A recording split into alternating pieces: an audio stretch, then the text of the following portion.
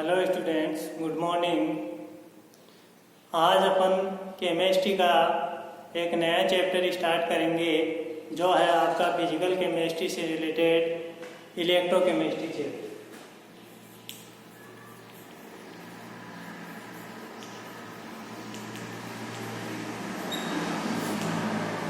विद्युत रसायन।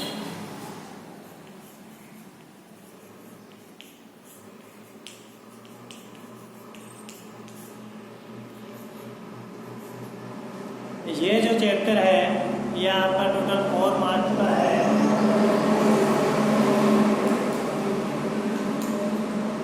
इसमें से 2 नंबर का न्यूमेरिकल क्वेश्चन पूछा जाता है और 1-2 नंबर का थ्योरेटिकल।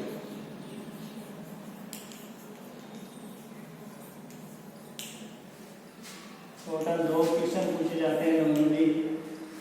तो इस चैप्टर में अपन देखो क्या पढ़ेंगे। ये जो चैप्टर है इसमें अपन जो आपका विद्युत रासायनिक सेल है उसके बारे में पढ़ेंगे, विद्युत अपकर्षणी सेल के बारे में पढ़ेंगे, विद्युत रासायनिक श्रेणी के बारे में पढ़ेंगे, प्राथमिक द्वितीयक सेल के बारे में पढ़ेंगे और गाउस का नियम है, इसकी टेंशन समीकरण, इनकी अपन चर्चा करेंगे। तो सबसे पहले अपन देखते हैं कि विद्युत रसायन होता क्या है।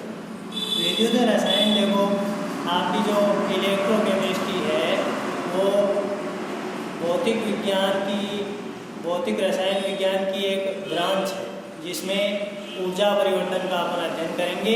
विद्युत ऊर्जा को रासायनिक ऊर्जा में कन्वर्ट करना और रासायनिक ऊर्जा का विद्युत ऊर्जा। तो रसायन विज्ञान की वह शाखा जिसमें विद्युत ऊर्जा का रासायनिक ऊर्जा में तथा रासायनिक ऊर्जा का विद्युत ऊर्जा में परिवर्तन का अध्ययन किया जाता है, उसे अपन क्या बोलेंगे? विद्युत रसायन। विद्युत रसायन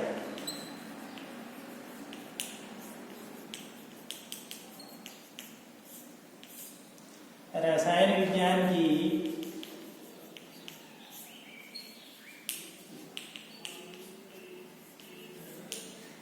वह शाखा जिसमें विद्युत ऊर्जा का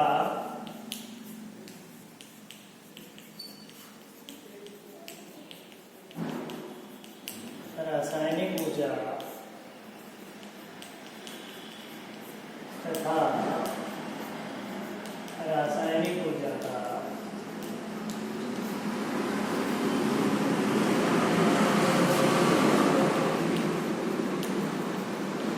विद्युत ऊर्जा में परिवर्तन का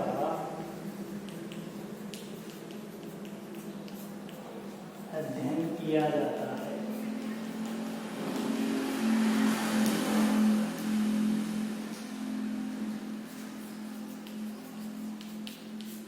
विद्युत रसायन कहलाती।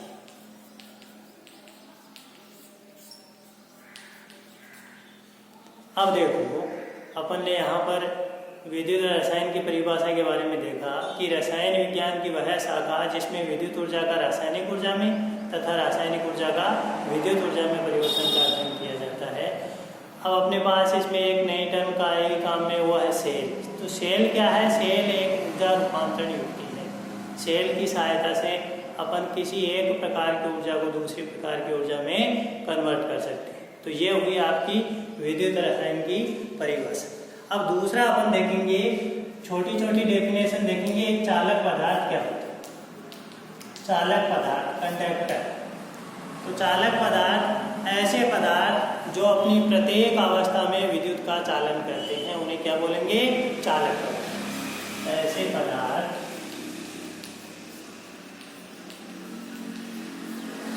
जो अपनी प्रत्येक अवस्था में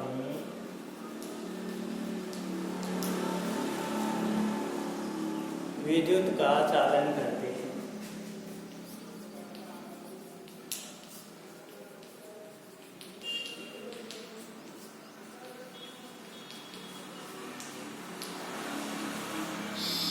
चालक पदार्थ कहलाते हैं।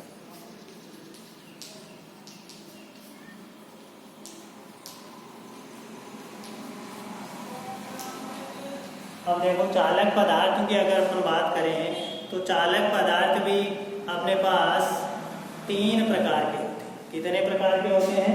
3 प्रकार के चालक पदार्थ। पहले अगर बात करें तो आपके पास इलेक्ट्रॉनिक चालक होते हैं, इलेक्ट्रॉनिक या धात्विक।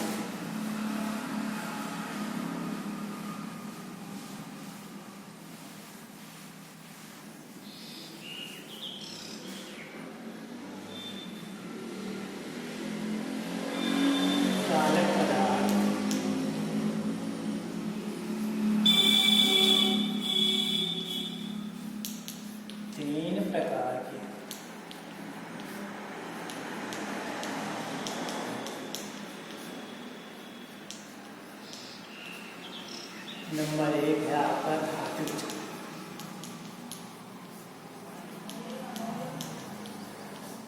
या इलेक्ट्रॉनिक चालक।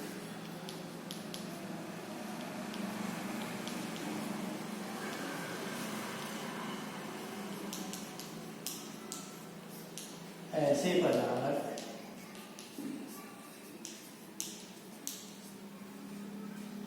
जिनमें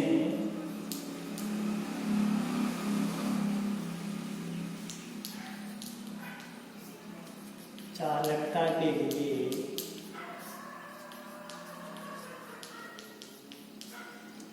इलेक्ट्रॉन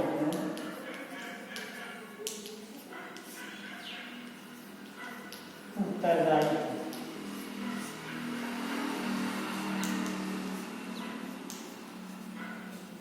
धात्विक चालक कहलाते हैं।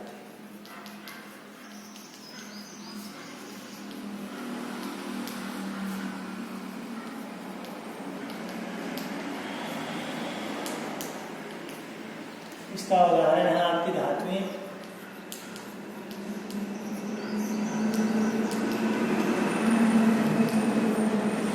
और इसका एक अपवाद है, वो है आपका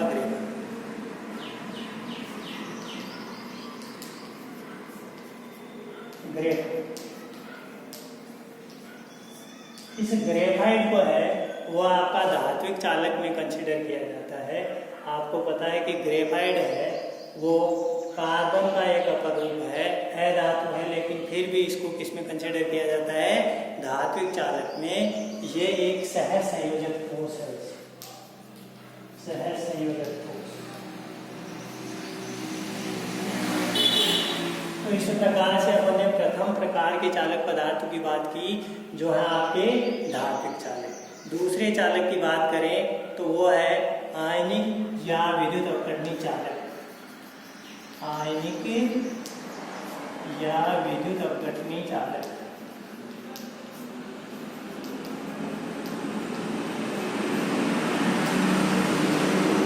इसको आयनिक चालक भी बोलते हैं या इसको विद्युत अपघटनीय चालक भी बोलते हैं।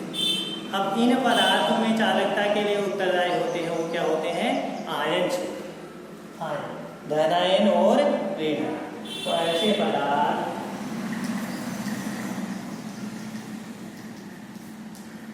जिनमें चालकता के लिए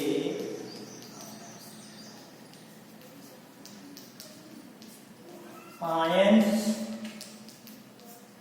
उत्तरदायी होते हैं,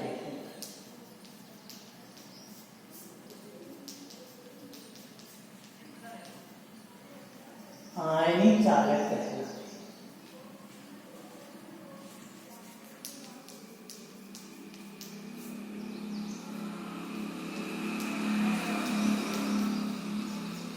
अब आयनिक चालकों को ही खास तौर से अपन इस चैप्टर में पढ़ने वाले हैं। ऐसे पदार्थ जिनमें चालकता के लिए आयन्स उत्तरदायी होते हैं उन्हें क्या बोलेंगे? अपने आयनिक चालक बोलेंगे। अब इसके उदाहरण की अगर बात करें तो इसका उदाहरण आपके पास जो कोई अम्ल है उसका जलीय विलयन हो या कोई क्षार है उसका जलीय विलयन भी आयनिक या विद्युत अपघटनीय चालक का उदाहरण होगा। और कोई लवण है, साल्ट का जलीय विलयन आपने बना लिया तो वो भी किसी का उदाहरण होगा? आयनिक चालक या विद्युत अपघटनीय चालक का उदाहरण। अम्ल, क्षार या लवण, ठीक इस प्रकार की चालकता प्रदर्शित करते हैं आयनिक चालकता या विद्युत अपकटनी चालकता। होता क्या है, इनके जलीय विलयन को जब अपन किसी बीकर में लेते हैं तो उसमें जल में आपका जो अम्ल है वो धनायन और ऋणायन में टूट जाता है। जैसे HCl का जलीय विलयन है तो उसमें H+ और Cl- आयन होते हैं और ये आयन ही धनायन और ऋणायन ही धारा प्रवाह का माध्यम होते हैं। ये आयन विपरीत आवेशित इलेक्ट्रोड की ओर गमन करते हैं जिससे आपका जो एक परिपथ बनता है उसमें विद्युत धारा प्रवाहित होने लग जाती है। ऐसे एक क्षार का जलीय विलयन हो या फिर लवण का जलीय विलयन, ये सारे के सारे चालकता प्रदर्शित करते हैं। और किस प्रकार के चालक होते हैं, आयनिक चालक होते हैं या विद्युत अपकटनी चालक होते हैं। तीसरी अपन बात करें तो वो है आपका मिश्रित चालक।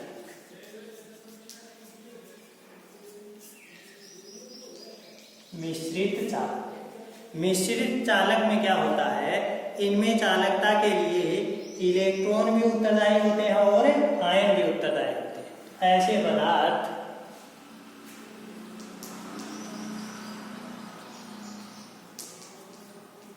जिनमें चालकता हेतु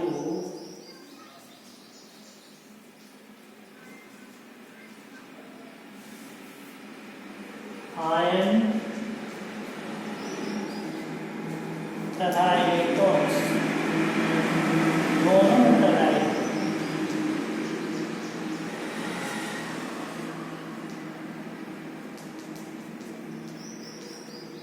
उन्हें मिश्रित चालक कहते हैं।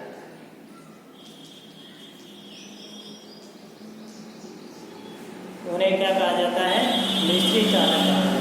तो इनमें आयन्स भी होते हैं और इलेक्ट्रॉन्स भी होते हैं। इसके उदाहरण की अपन बात करें तो आपका जो अमोनियम हाइड्रोक्साइड है उसका अगर सोडियम में आपने ले रखा, अमोनियम हाइड्रोक्साइड को सोडियम में ले रखा, उदाहरण की अगर बात करें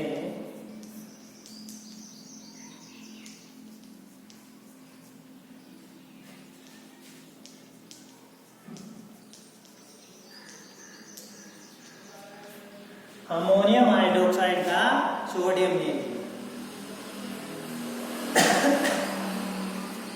या अमोनियम हाइड्रोक्साइड में सोडियम का विलयन, कैसे भी हो, ये किसका उदाहरण हो जाएगा आपका, ये मिश्रित चालक का उदाहरण हो जाएगा कि यहाँ पर आपके पास धातु है अमोनियम हाइड्रोक्साइड में सोडियम का, ऐसे ये धातु है, ये आयन उत्पन्न करेगा, इलेक्ट्रॉन उत्पन्न करेगा, तो इलेक्ट्रॉन धारा प्रवाह का माध्यम इसमें हो जाएंगे और यहाँ पर आयन में टूटेगा तो यहाँ आयन हो गए, अर्थात इसमें धारा प्रवाह का माध्यम इलेक्ट्रॉन्स भी होंगे और आयन्स भी होंगे। तो अपन ने चालक पदार्थों की बात की। चालक पदार्थ 3 प्रकार के होते हैं, आयनिक चालक हो गया आपका, इलेक्ट्रॉनिक चालक हो गया और तीसरा मिश्रित चालक। इसके बाद में अपन चर्चा करने वाले हैं इन पदार्थ की विद्युत अपकट्य पदार्थ कौन से, विद्युत अपकट्य पदार्थ कौन से। छोटी छोटी डेफिनेशन देख रहे हैं। विद्युत अपकट्य पदार्थ,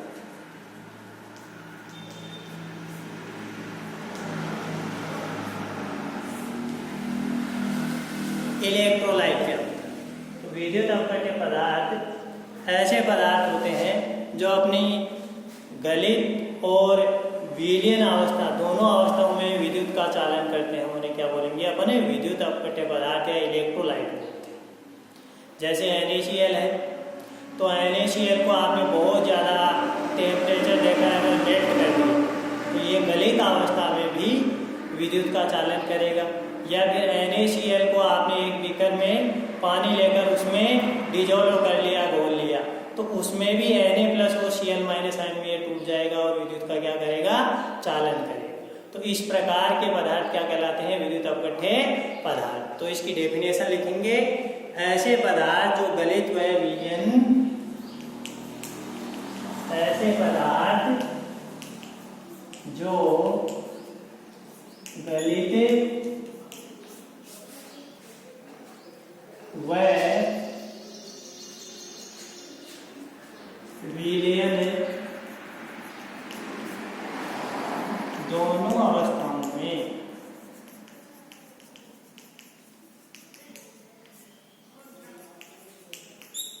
विद्युत का चालन करते हैं। विद्युत अपकट्य पदार्थ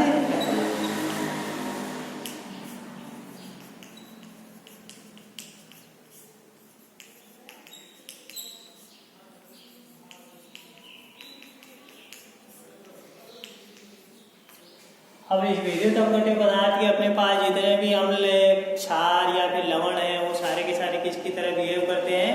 विद्युत अपकट्य पदार्थ की तरह काम करते हैं। विद्युत अपकट्य पदार्थ की तरह काम करते हैं। अब विद्युत अपकट्य पदार्थ भी दो प्रकार के होते हैं अपने पास। एक तो प्रबल विद्युत अपकट्य हो जाएगा और एक क्या हो जाएगा? दुर्बल विद्युत अपकट्य पदार्थ हो जाएगा। ये दो प्रकार के होते हैं।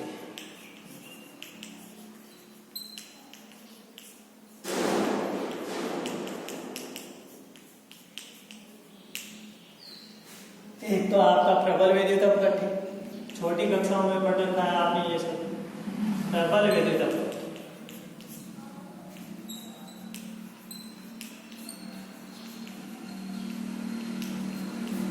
स्ट्रॉन्ग इलेक्ट्रोड,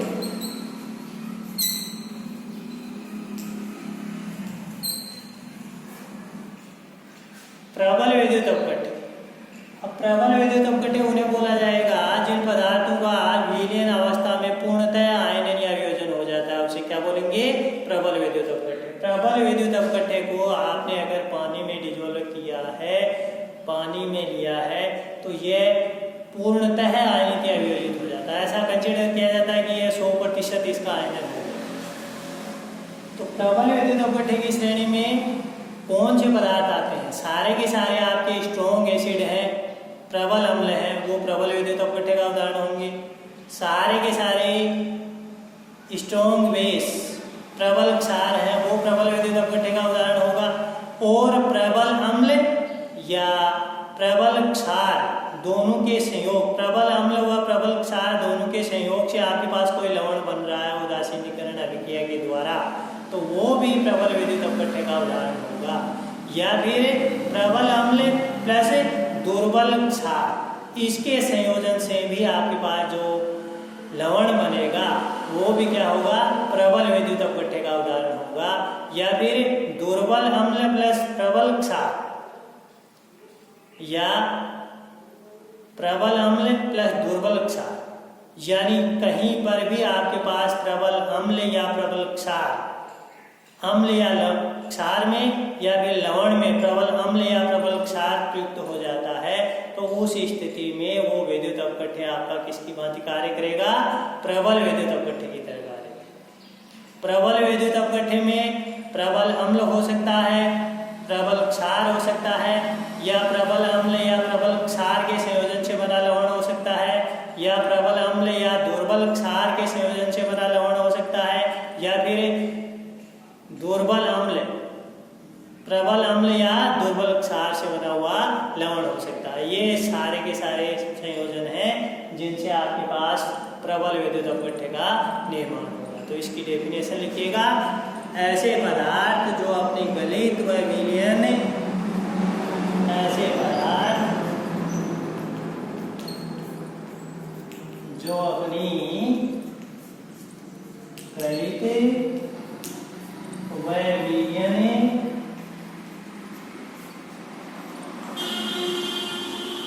दोनों अवस्थाओं में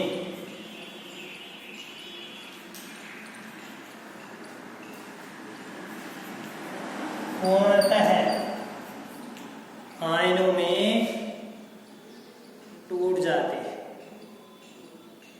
पूर्णतः जो गलित जो विलयन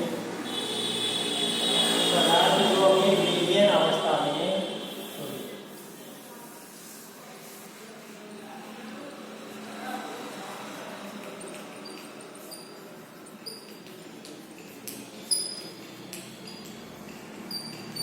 पूर्णतः आयनों में विभक्त हो जाते हैं।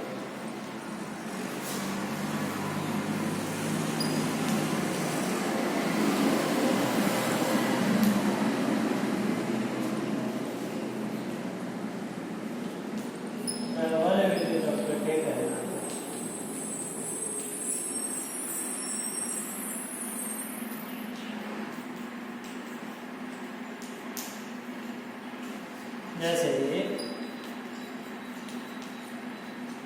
आपका कोई प्रबल अम्ल है जैसे HCl है, और अपन बात करें प्रबल क्षार NaOH है, या फिर प्रबल अम्ल प्रबल क्षार से बना हुआ कोई लवण है, तो ये किसके उदाहरण होंगे? ये सभी प्रबल विद्युत अपघट्य के उदाहरण। और भी उदाहरण हो सकते हैं, जैसे प्रबल अम्ल प्लस दुर्बल क्षार, या फिर दुर्बल अम्ल प्लस प्रबल क्षार से बना हुआ लवण है, वो भी किसका उदाहरण होगा? प्रबल विद्युत अपघट्य का उदाहरण होगा। दूसरी अपन इसमें बात करते हैं दुर्बल विद्युत अपघट्य।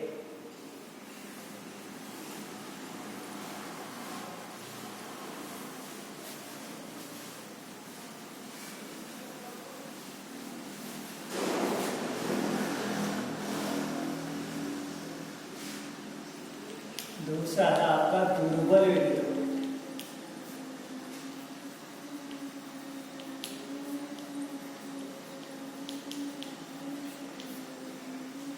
Weak electrolyte.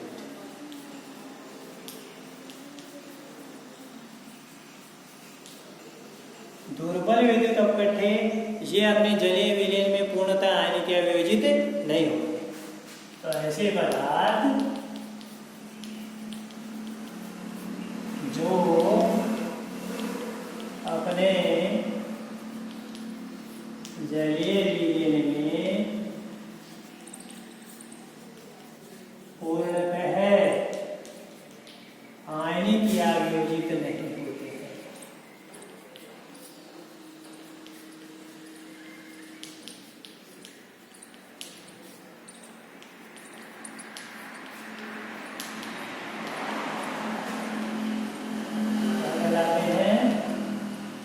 दुर्बल विद्युत अपघट्य कहलाते हैं।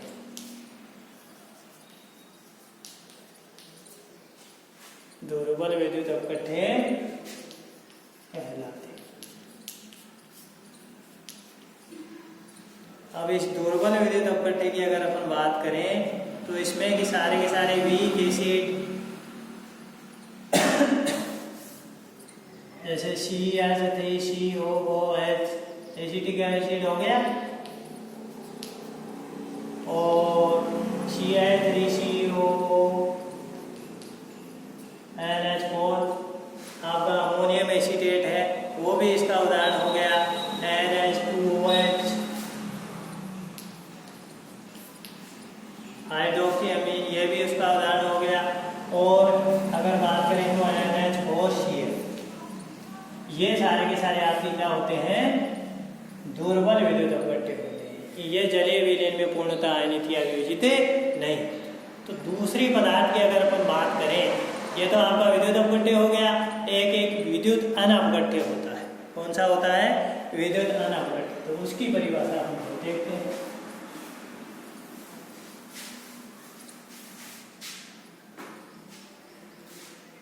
विद्युत अनअपघट्य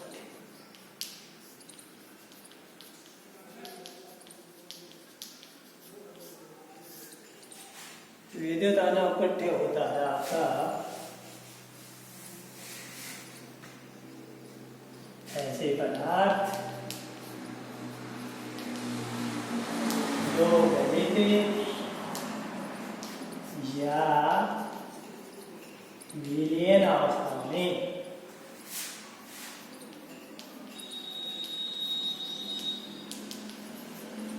पूर्णतः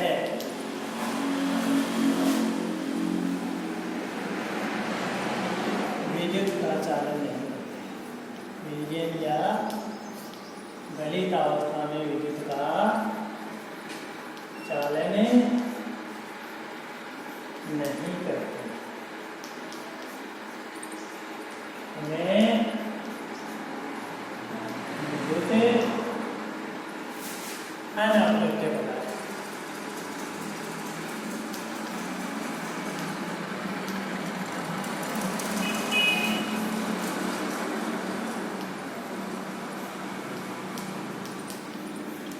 अब ऐसे पदार्थ कौन कौन से हैं बताओ। देख इसके अगर उदाहरण की बात करें तो इसका उदाहरण आपके पास हो गया एक तो कांच हो गया।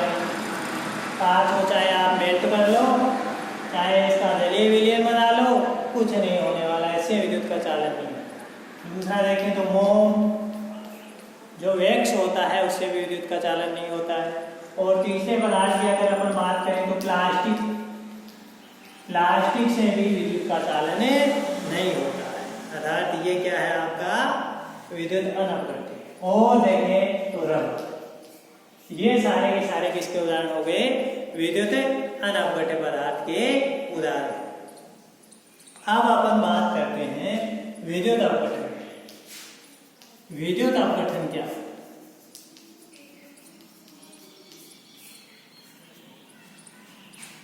विद्युत अपघटन देखो वो प्रक्रम है कि किसी पदार्थ के जलीय विलीन में अपन विद्युत धारा प्रवाहित करते हैं तो उससे उस विलयन में रासायनिक अभिक्रिया संपन्न होती है। उसे क्या बोलते हैं अपन?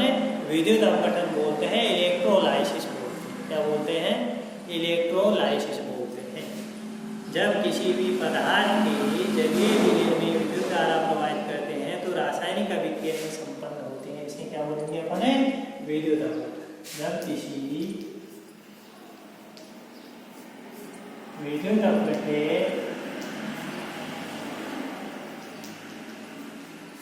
पदार्थ के जलीय विलयन में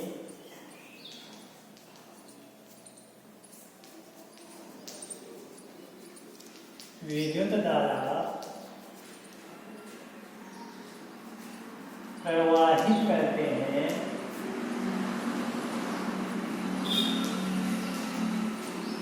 रासायनिक अभिक्रियाएं, तो रासायनिक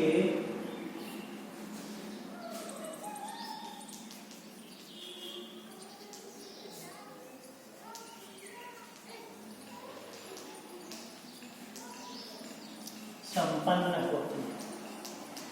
रासायनिक अभिक्रियाएं संपन्न होती है, इसे विद्युत अपघटन कहा जाता है।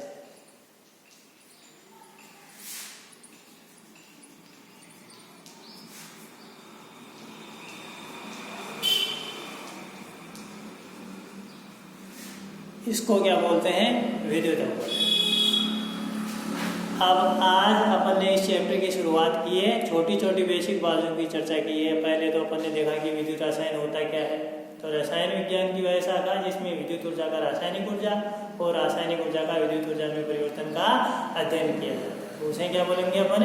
विद्युत रसायन। दूसरी अपन ने बात की कि पदार्थ होते हैं वो चालक पदार्थ होते हैं जिनसे विद्युत का चालन हो सकता है, गलित अवस्था में हो, विलयन अवस्था में हो, कैसे भी।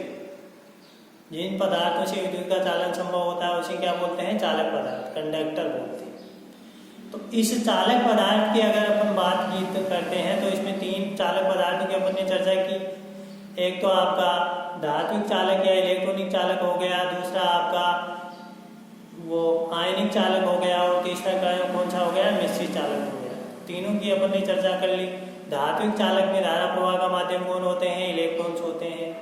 दूसरा आपने आयनिक चालक की बात की या विद्युत अपघटनी चालक की बात की, तो इनमें धारा प्रवाह का माध्यम आयन्स होते हैं, धनायन और ऋणायन से धारा प्रवाहित होता है। और तीसरी अपन ने मिश्रित चालक की बात की, इसमें धारा प्रवाह का माध्यम इलेक्ट्रॉन्स भी होते हैं और आयन्स भी होते हैं। जैसे अमोनियम हाइड्रोक्साइड का विलयन है, उसमें आपने सोडियम डाल रखा है, तो ये किसका उदाहरण हो गया? मिश्रित चालक का उदाहरण हो गया।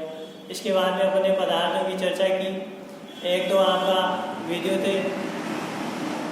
अपघट्य पदार्थ होता है, एक विद्युत अनअपघट्य पदार्थ होता है। तो विद्युत अपघट्य पदार्थ ऐसे पदार्थ जो विलयन या फिर अपनी गलित अवस्था में विद्युत का चालन करते हैं उसे विद्युत अपघट्य पदार्थ कहते हैं, इलेक्ट्रोलाइट कहते हैं। इलेक्ट्रोलाइट आपके पास दो प्रकार के हो गए, एक तो स्ट्रॉन्ग इलेक्ट्रोलाइट हो गया और एक वीक इलेक्ट्रोलाइट हो गया। स्ट्रॉन्ग या प्रबल विद्युत अपघट्य किसे कहते हैं? ऐसे पदार्थ, ऐसे चालक पदार्थ जो अपने जलीय विलयन में पूर्णतः आयनिक विलयित हो, उन्हें क्या बोलेंगे अपन? प्रबल विद्युत अपघट्य बोलेंगे। प्रबल विद्युत अपघट्य की श्रेणी में कौन से आएंगे? प्रबल विद्युत अपघट्य में सारे के सारे प्रबल अम्ल आएंगे, सारे प्रबल क्षार आएंगे, सारे प्रबल अम्ल और प्रबल क्षार से बने हुए लवण आएंगे, सारे प्रबल अम्ल और दुर्बल क्षार से बने हुए लवण आएंगे, सारे दुर्बल अम्ल प्लस